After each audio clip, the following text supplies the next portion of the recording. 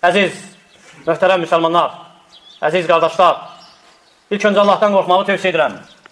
Bu Rəbbimizin bizə və bizdən əvvəlkilərə etdiyi bir nəsihətidir. Biz sizdən əvvəlki əhli kitaba tövsiyə etdiyimiz kimi sizə də Allahdan qorxmağı tövsiyə edirik. Və sonra bil ki, tevhidin əsasları Ərəbistan yarımadasında bərqərar olandan sonra Peyğəmbər sallallahu aleyhi və səlləm elan etdi ki, artıq yarımadada şeytana ibadət olmayacaq. Lakin xəbər verdi ki, qapı qalıb, hansı ki o qapıdan şeytan müdaxilə edəcək bəndələrin qəlblərinə, onlar arasında fitnə toxumu səpməklə, onları bir-birinə qarşı təşviq etməklə, ədavət yaymaqla, necə ki Cəbirdən sabitdir bu hədis.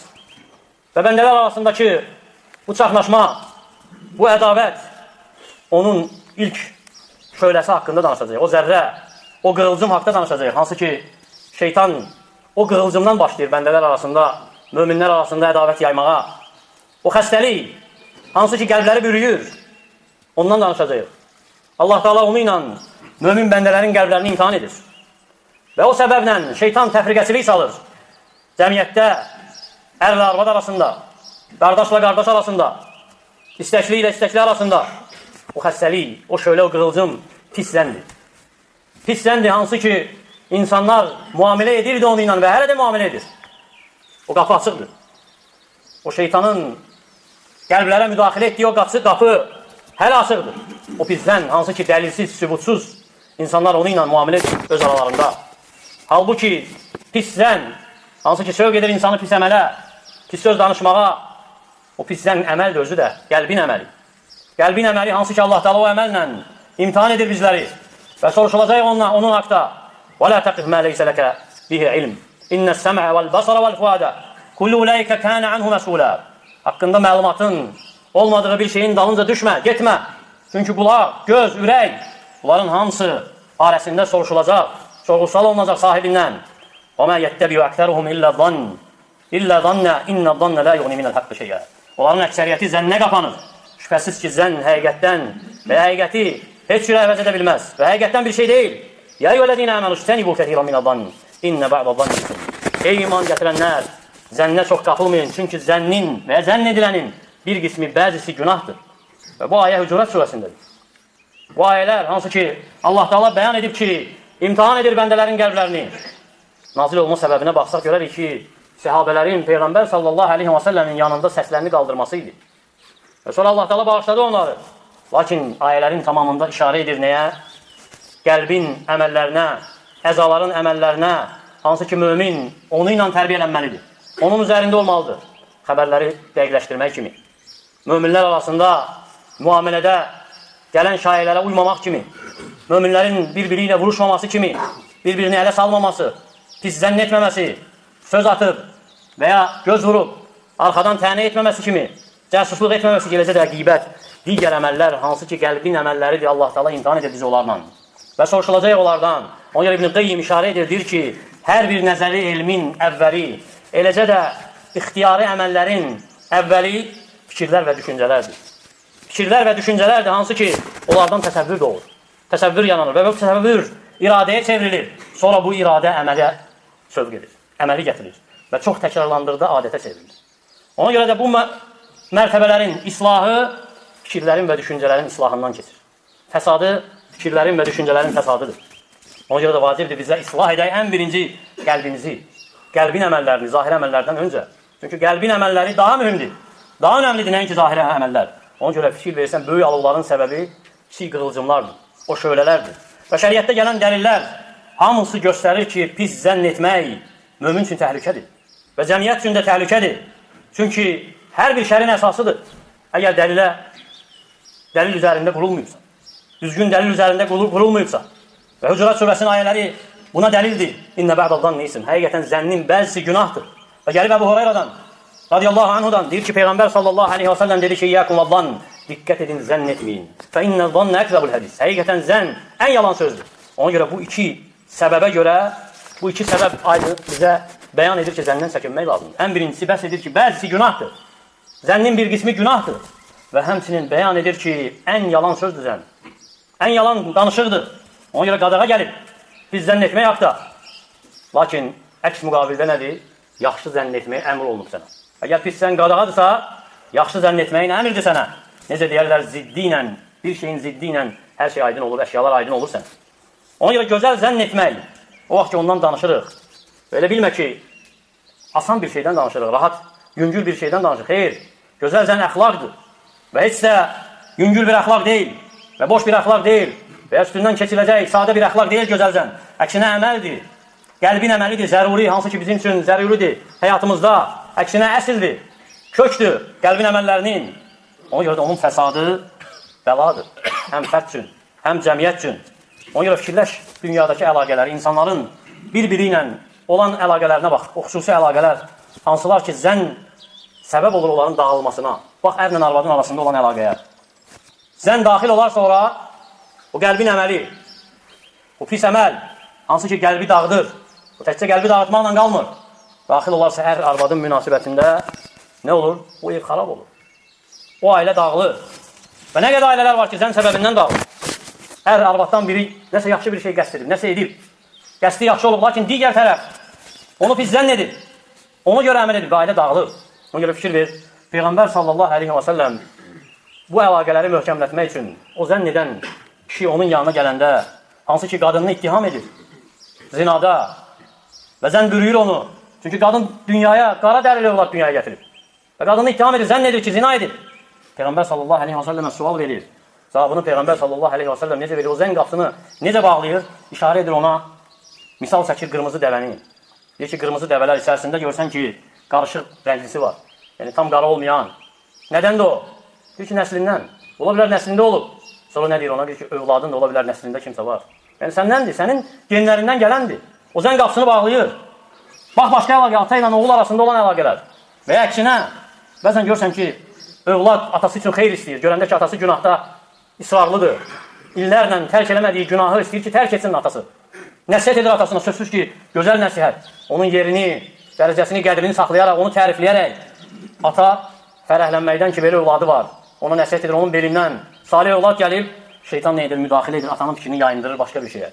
Deyir ki, oğlun səndə naqisliyi axtarır. Səndə eyib axtarır. Bəlkə sən bu haqda danışmaq, dairəni genişləndirmək, bax, həm yaşıtlar arasında olan zənnə, o pis zənn nəyə səbəb olur? Qohumlar arasında, dostlar arasında şeytan genişləndikcə dairə, şeytanın dairəsi genişlənir. O fəsad dairəsi hansı ki, o yolla insanların qəlblərini ayırır, əzalarından qabaq.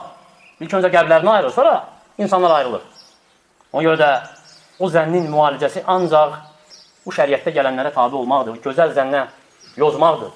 Nəsə eşidəndə, nəsə görəndə, sözsüz ki, etdiyin zənnə dəlil yoxdursa, üzr axtarmalısan. Və burada imanın rolu görsənir. Ağlın, dərk etməyin rolu görsənir. Ona görə imanlı, ağıl sahibi üzr axtarır. O qapını bağlamaq üçün, şeytanın yolunu kəsmək üçün. Ki, onlar arasına ədavət salmasın deyə. Qul li ibadiyə qulul ləti hiyə əhsən. Bəndələrimə de, ən yaxşı olanı söyləsinlər. İnnə şeytana yənzi'u beynəhum. Şeytan onların arasında ədavət salmaq, yəni onları parçalamaq istəyir. İnnə şeytana kənə lil insani aduvvə mubin. Həqiqətən şeytan açıq aydın düşməndir onlara. Ona görə də misal kimi bax, Peyğəmbər sallallahu aleyhi və səlləmin zövcəsi Zeynəbin etdiyinə. Zeynəb binti Cəhş radiyallahu anhə. Peyğəmbər sallallahu aleyhi və səlləmin zövcəsi. Peyğəmbər sallallahu aleyhi və səlləm sual soruşur ondan. O vaxt ki, Ayşə radiyallahu anhə iftira atılır. O hadisə, əzəmətli hadisə hansı ki, möminləri böyük sıxıntıya salmışdı. Peyğəmbər sallallahu aleyhi və səlləmi kədər bürümüşdür. Soruşur Zeynəb binti Cəhşdən Ayşə radiyallahu anhə haqda. Çünki ittiham olunurdu zinada. Bax, nə deyir o mömin qadın? Deyir ki, ya Rasulallah, əhmi səmi və basar. Ey Allahın elçisi, qulağımı da, gözümü də qoruyuram. Vallahi mə'alimtu illə xeyra. Allah'ın da olsun ki, mən xeyirdən başqa bir şey bilmirəm. Yəni, Ayşə radiyallahu anhə xeyirdən başqa bir şey bilmirəm. Bu kəlmələri kim deyir? Ayşənin rəfiqəsi demir. Dostluq elədiyi demir. Onun şəriki deyir. Şəriki nədir? Ərdə. O qadın onun şərikidir. İstəsəydi, qısqanclıqdan nə gəldi deyərdi. Kim idi? Şəriki Məhəmməd sallallahu aleyhi və səlləm. Peyğəmbər sallallahu aleyhi və səlləm belə də kişi deyildi. Əzəmətli bir kişi idi. Ona görə əzəmətli qısqanırdılar onlar bir-birlərini. Lakin nə deyir? Deyir ki, xeyirdən başqa bir şey bilmir. Ona görə bu sözləri ondan eşidəndə ona qarşı olan hörmətin daha da əzəmətli olmalıdır.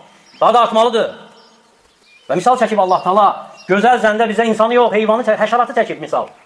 Həşəratı o qarışqanı öz kəlamında, öz Quranında o vaxt ki Süleymanın ordusunu görür o qarışqa, ətrafındakı qarışqalara nə deyir? Hətta ilə ətəv alə vadin nəml. Onlar qarışqa vadisinə, yəni yuvasına gəlib satanda qalət nəmlətu, qarışqa dedi ki, ya eyyuhən nəml, udxulu məsəkinəkum. Ey qarışqalar toplusu, ey qarışqalar, məskənlərinizə girin. Lə yəhtimənləkumu Süleyman və cunudu. Süleyman və ordusu sizi sındırmasın. Demir əzməsin, deyir sındırmasın. Sonra nə deyir? Vahum lə yaşurun. Onlar dərk etmir, hiss etmirlər. Yəni, görsən ki, ordu, əzəmətli ordudur, görmür ayağın altında, gəldikləri minikləri ilə. Onlar hiss etmirlər. Baxmayaraq, məqam, ölüm məqamıdır. Təhlükə də onlar üçün, o qarışqa üçün, ətrafındakılar üçün. Lakin üzr axtarır onlar üçün, deyir ki, onlar hiss etmirlər. Ona görə də Allah razı olsun Faruqdan, Ömər ibn Xattabdan. Deyir ki, lə təzunnənnə bi kəlimətin xaracət min əxik illə xeyra. Qardaşından çıxan söz haqda zəndən başqa bir şey zənn etmə. Xeyirdən başqa bir şey zənn etmə. Qardaşından çıxan bir kəlmə. Hansı ki, ola bilər pis zənn edir, lakin deyir ki, onu xeyirdən başqa zənn etmə. Mədum tətəcid fil xeyri məhmələ. Nə qədər ki, onu xeyrə yoza bilirsən. Xeyrə yoza bilirsənsə o kəlməni, onu xeyrə yoz. Fəilləm təcid ləhvullah. Ona üzr tapa bilməsən belə. Üzr tapa bilməsən belə, onu xeyrə yoza bilirsənsə, onu xeyirdən başqa heç nəyə yozma. Sonra deyir ki, fəqul, yəni de, yəni öz nəfsində, ləallə ləhu udran lə ələmu. Bəlkə onun üzrü var, lakin mən bilmirəm. Ona görə nəfslər rahat olur, gözəl zənnlə. Qəlblər rahat olur. O imtihandan nicat tapır, hansı ki Allah dedi ki, imtihan edir.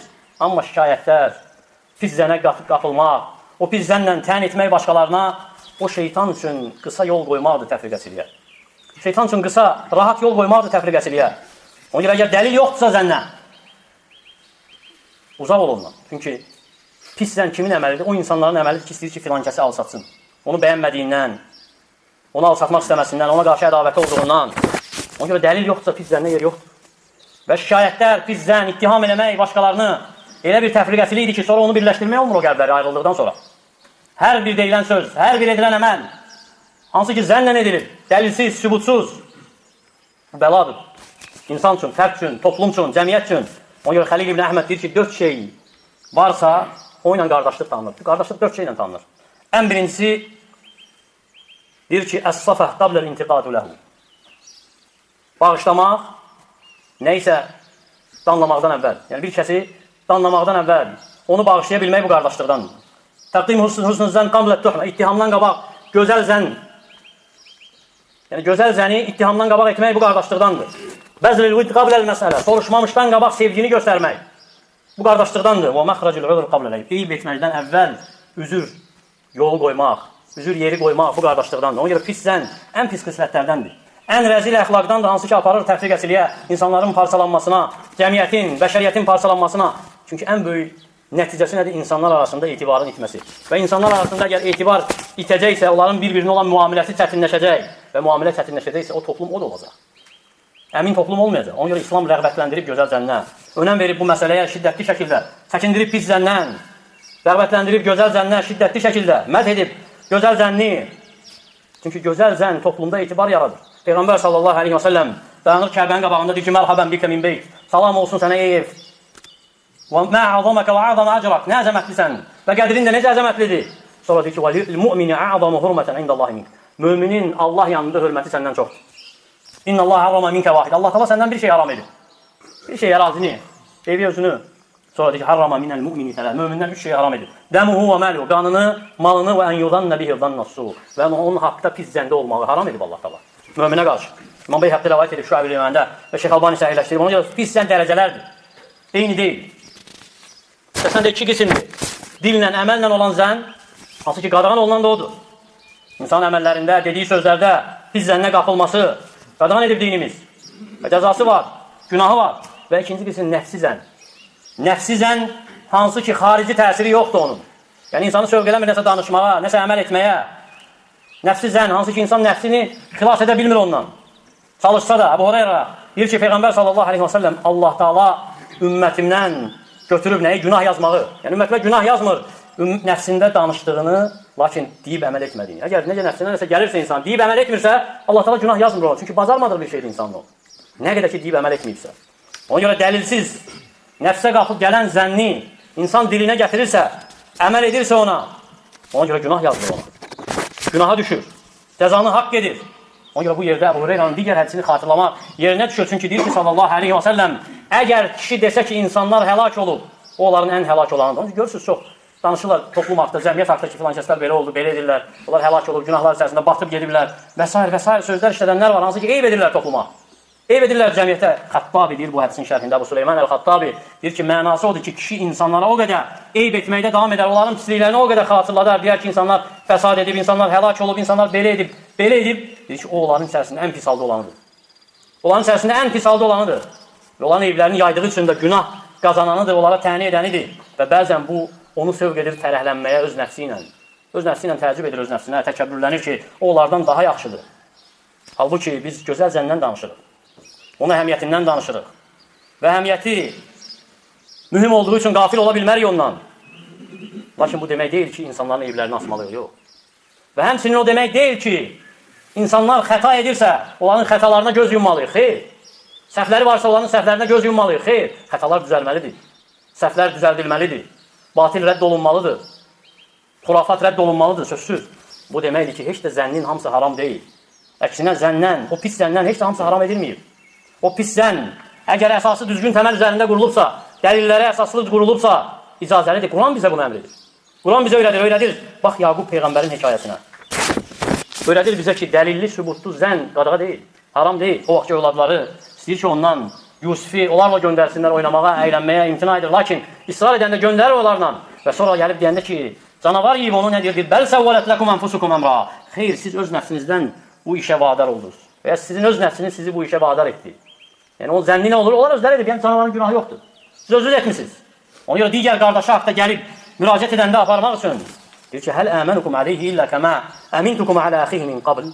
Daha öncə qardaşını sizə etibar etdiyim kimi sizə onu heç etibar edərəm. Çünki zənni o idi olaraq da ki, etibar olunmaz olaraq. Etibar olunmuşdur, lakin xəyanət olunmuşdur o etibara. Ona görə də qardaşını aparıb hökmdarın yanında həbsə qoyub qayıtdıqlarında nə deyir ona? Bunlarlıq deyildi əslində o. Yusifin özünün ixtiyarı ilə idi, saxlamaq istəyirdi qardaşını. Və saxladı da, qaydanda deyəndə ki, həbs olub oğurluq edib o. Nə deyir onlara? Bəl səvvələt ləkum ənfusukum əmra. Xeyr, sizin nəfsiniz sizə bunu, sizi bu işə sövq etdi. Yenə etibar edəmir. Baxmayaraq onların günahı yox idi. Ne üçün? Çünki əvvəlcədən etdikləri əməllər ona dəlalət edirdi. Etdikləri əməllər onu vacib edirdi. Atalarının yanında etibar qalmamışdı. Lakin atalarına buna görə də günah yox idi o zənnə görə. Ona görə alimlər bu hekayədən götürürlər, nəticə çıxarırlar. Deyirlər ki, pis zənn əgər dəlillərləndirsə, qadağa deyil, haram deyil. Lakin yenə də bil ki, əsl odur ki, müsəlmanların bir-biri ilə müamiləsində gözəl zəndə olmalıdır bir-birinə qarşı. O gözəl əxlaqda olmalıdır. Xüsusən də əgər o dostluq, o qardaşlıq, o yoldaşlıq uzun illərin dostluğu, qardaşlığı, yoldaşlığıdır. Həyat yolunda addımladığı insanlardır. Allah təala bizə eşidib faydalardan etsin. Aqulu ma tasma'un və estəğfirullaha li və lakum və lisa'iril muslimin min kulli zəm. Fəstəğfiruhu innehu huvel ghafurur rahim. Elhamdülillahi rabbil alamin. Vessalatu vesselamu ala eşrefil enbiya'i vel mursalin. Nebiyina Muhammedin və ala alihi və sahbihi və sallama təslimen kəsira. Amma ba'd. Allah Teala ölkəmizi, digər müsəlman ölkələrini xətadan, bəladan qorusun. Harada müsəlmanlar əziyyət çəkir, onlara kömək olsun. Az müsəlmanları doyursun, susuz olanlarını doyursun, xəstələrinə şəfa versin. Ölkəmizi, digər müsəlman ölkələrini əmin-amanlıq diyarı etsin. Xətadan, bəladan hər bir müsəlman evini qorusun. Pis zənnə qapılmaqdan müsəlmanları qorusun. Onları gözəl zəndə olanlardan etsin. Ölkə başçımızı qorusun. Onu xeyrə müvəffəq etsin. Ətrafında ona xeyirdə dəstək olan insanları cəm etsin. Şər məkirli insanları ondan uzaq etsin.